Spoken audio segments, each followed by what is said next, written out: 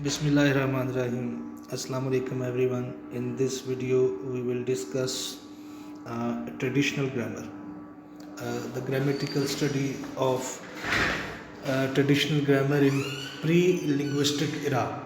So you can say the historical study also we will discuss. So in this the grammatical study of pre-linguistic era, let us define what is traditional grammar. In simple words, you can say that in Pakistan, in our schools, we teach a typical type of grammar. Like there is no innovation, there is nothing novelty, newness, or anything is added, but the linguistic rules that were taught in 1950s, 40s, 30s, they are still taught in the same way in our schools, and there are some standard patterns that our teachers they have set to teach their students. So this is one of the examples of traditional grammar, that traditionally that the people they follow a set pattern, and that is not changed with the passage of time. So defining traditional grammar is to summarize a range of methods found in the pre-linguistic era of grammatical study. Pre-linguistic era means before the grammatical rules of English language. Because in languages, one thing we should keep in our mind, that first languages come before us and then its rules are established. The rules of the language are established, like we cannot say that first the rules of Urdu language were established and then Urdu language was launched, or first the rules of Sanskrit were established and then it was launched. Language is spoken by the people, it is written in literary forms, and then the grammatic after the language, when it is spoken in a specific community, then the rules are developed to understand language and to teach the language to other people and to teach the same language in schools, colleges and universities. So rules are established to learn a language, to understand a language, to teach a language. So the approach of this, the range of methods that we apply, grammatical rules, the purpose is to have correctness in a language, linguistic purism, literary excellence, and purity of the written mode of language and the use of Latin models. Now, the most important point is the use of the Latin grammatical models. One thing we should keep in our mind, that English language did not have its own grammatical rules in the beginning. So all the rules they were taken from Latin language, because Latin language was established language and a high elite language. Uh, like nowadays in Pakistan, in India, in Bangladesh, and the other countries where the Britons they have ruled, English is taken as an elite language, political language, elite language, language of the law.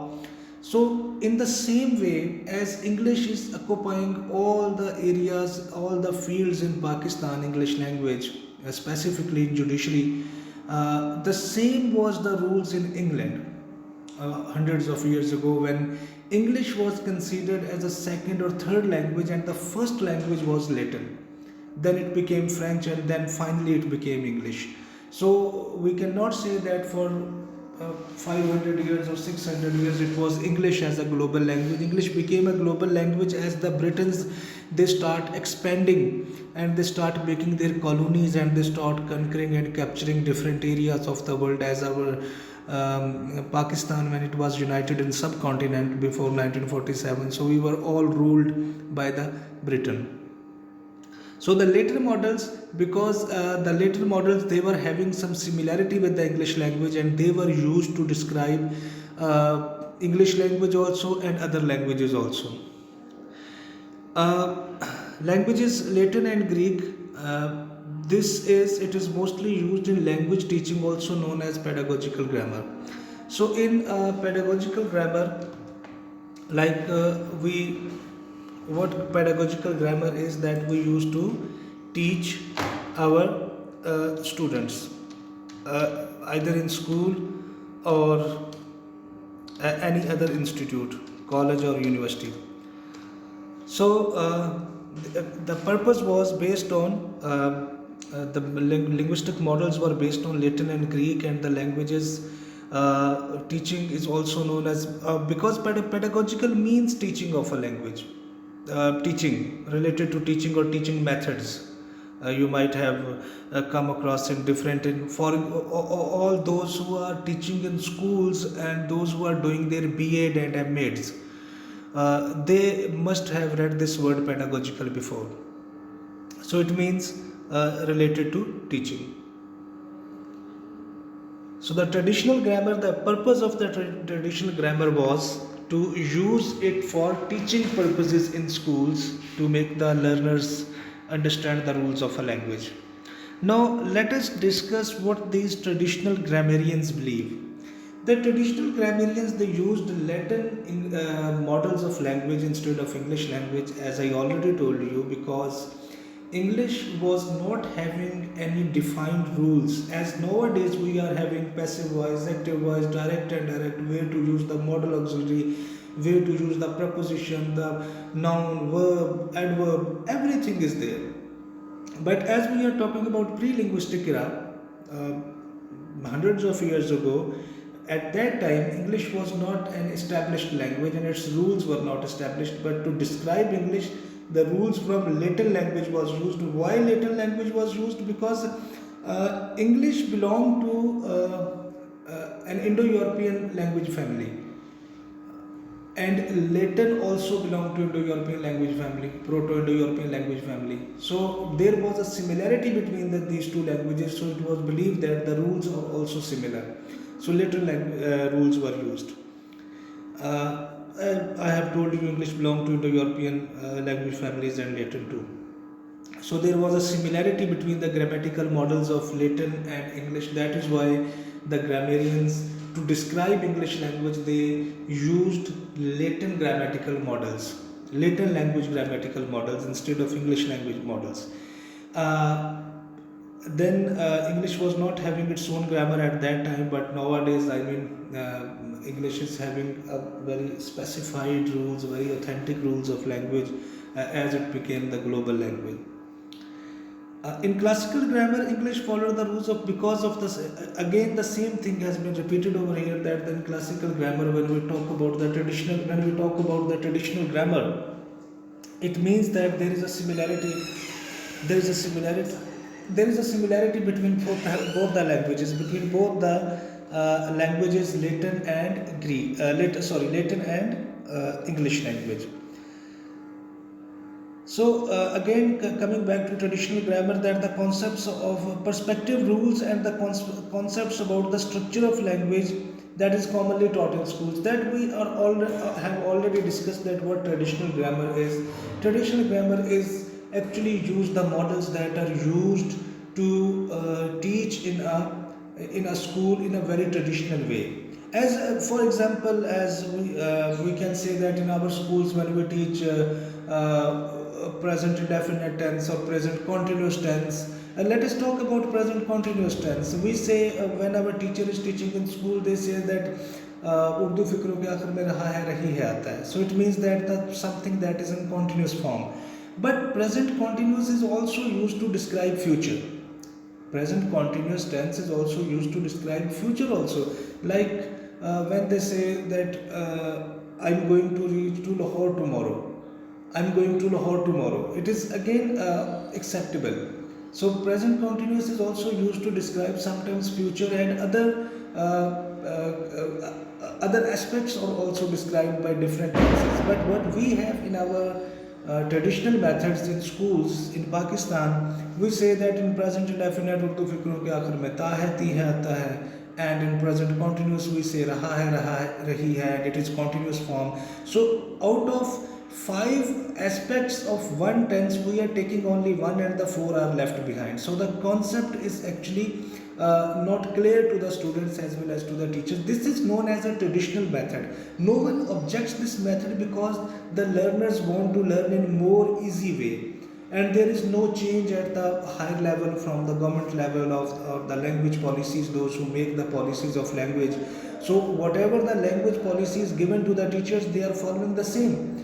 Once these rules and grammatical rules are changed or new rules are introduced in our school level, specifically in our government schools at primary level, definitely the teachers, they will be following those rules. So again, I'm giving you an example of our schools, that this is also a traditional method.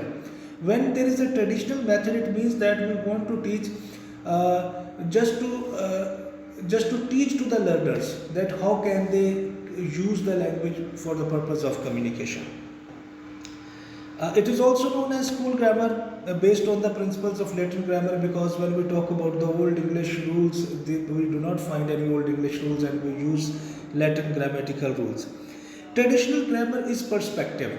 Why it is perspective? Because it describes that what people do with language and what they should do with language. Like at this time when I'm recording this lecture and I'm speaking, I may change the rules. Like there can be a grammatical error, there can be a shift of verb and adverb. A subject can be used in place of object. When you are fluently speaking, there can be a problem. So if it is there, it means that I am using in my own way. But there is a standard pattern that how this language must be used, how this ought to be used, or how it should be used.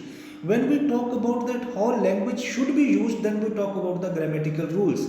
Because if I'm talking a language, I'm speaking a language, it means that I have to follow the rules. If I do not follow the rules, it means that it's up to me for the purpose of communication. I'm speaking and the listeners are understanding what I'm saying. So the purpose of communication is over. But what should be done, that is based on the linguistic rules. And what human beings in common speak, when they are speaking, there can be a structural error, and that is acceptable. Even the listener never notices that what kind of errors the speaker has made. So what the people do with the language, and what they should do with what ought to be done with the language according to a pre-established standard. Pre-established standard means the pre-established rules. And the chief goal of traditional grammar, historical model of first constitutes proper language. So the purpose again is that to find out what are the exact rules in a language, what are the specific rules where we can define a language, where we can teach to the learners that how to communicate in a specific language. So this was defined by James D. Williams in his Teacher's Grammar book in 2005. It was published in Routledge. It was you can say a research book. Then we have pedagogic grammar, like teaching grammar. You can say pedagogic grammar means teaching grammar. A pedagogic grammar is a description of how to use grammar of language. Yes, it's very simple that those who want to learn a language, for instance, the students, those who study English language to learn it, then there is a grammar of the language, that how to use a grammar of a language. When you are learning something, that what is the proper way to use a grammar in a specific proper way or in a specific way. Because when you are learning a new language, it is very difficult to learn a language unless and until a proper grammar is taught to you. As we, as second language learners of English, which we do at the time, I mean, from our class 1 or class 5, our teachers start teaching us about the tenses, about passive actives, about direct and indirect. Although these passive actives, these tenses, and these direct and indirect narration forms and others, we daily use thousands of such sentences in our local language. If we start making a comparison, that are we using direct or indirect sense, when a speaker is speaking, the speaker never cares that what type of structure he is using. He has to convey his message. But when it comes to the written form, then the standard rules have to be applied. Then we have another type of grammar, that is reference grammar, that only describes the grammar of the language. It has nothing to do with that how much ease it creates for the learner, but it is only used to have standard established rules in pre-linguistic grammar. As when we talk about English language, we talk about pre-linguistic era of language study, because once we start understanding that what kind of grammatical rules are applied in a specific language, we have to go back into the history of it, that where it actually started and how it developed and then it became a mature form that we are using today. Uh, Again, the learners learn how to communicate in a specific manner when we teach them the traditional grammar, and then they learn how to write it in a particular way, how to write the language in a particular or in a specific way in which the target language should be used. So, traditional grammar works in both ways, for learning a language for communication purpose also and for written language also. And when we talk about the written language, it means that we talk about standard established rules, because in writing we cannot, although in writing at some of the times the poets they have the liberty to change the sentences, the writers they have the liberty to repeat the sentences, but mostly about 95% of the writing is done through pre-established rules and standard rules of a language. Even if you study an Urdu novel, because Urdu is our national language, we never study the grammar of Urdu, we know how to speak it. You start reading any novel of Urdu like Raja Gid of Banu Qudsiya, Udas Naslein by Abdullah Hussain, the novels of Quratul and Haider, you can find a proper Urdu grammar is used in those written novels and written dramas and stories and poetry of Urdu. So proper rules are used. It is not specific. The rules are not specific to English language only. Nobody talk about English language because English is a global. Otherwise, every language has its rules. Every language has direct and indirect. Every language has passive active. Every language has tenses. So this was all about just a brief description of traditional grammar, that how the traditional, what the traditional grammar is, how do we use it in our classrooms, how do the teachers they use to teach, what is the purpose of traditional grammar, and how it affects the learning of the learner of a specific language.